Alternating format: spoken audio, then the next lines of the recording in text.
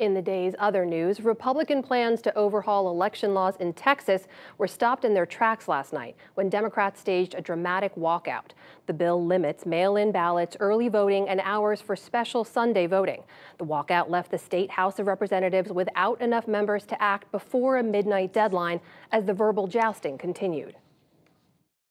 Am I seeing that we don't have a quorum? And essentially, it looks to me like the Democrats left the House floor and they're neglecting their duty that they swore an oath to do. They were prepared to cut us off and try to silence us. We were not going to let them do that. And that's why Democrats used the last tool available to us.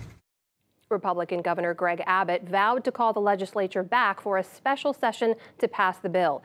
Republicans in more than a dozen other states have moved to restrict voting access since last year's election. Police across Miami, Florida, kept up a manhunt today for 3 gunmen who attacked a crowd at a banquet hall early Sunday.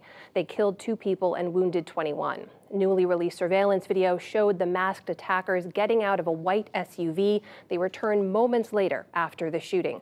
Police say it appeared to involve 2 rival groups. There's word that UN nuclear inspectors have been cut off from information about Iran's nuclear program for 3 months. Wire service accounts say there's been no data from electronic seals and monitors, a much more extensive cutoff than first reported. Iran imposed restrictions in February and ramped up enrichment of uranium, hoping to end sanctions imposed by President Trump. Member states of the World Health Organization agreed today to study far-reaching reforms to fight future pandemics. The COVID crisis has been marked by a patchwork international response. At an annual assembly in Geneva, the WHO's Mike Ryan warned that deadly new germs now have the upper hand.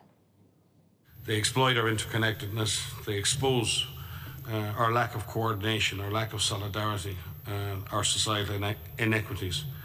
In short, the pathogens are winning this fight right now. The WHO resolution adopted today offered little in the way of concrete steps.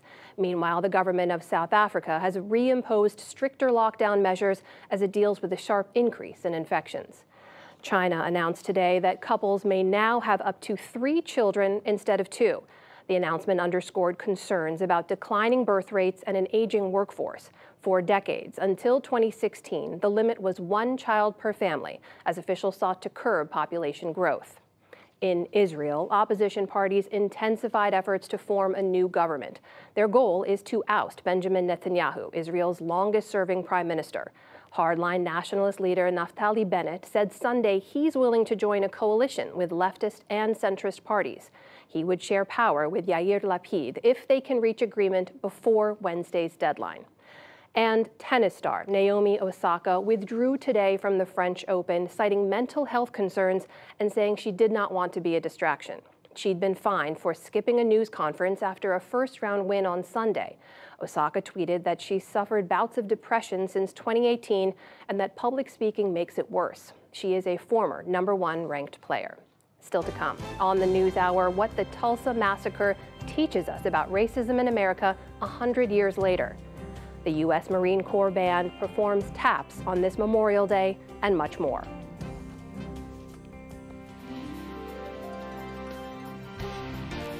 This is the PBS NewsHour from WETA Studios in Washington and in the West from the Walter Cronkite School of Journalism at Arizona State University.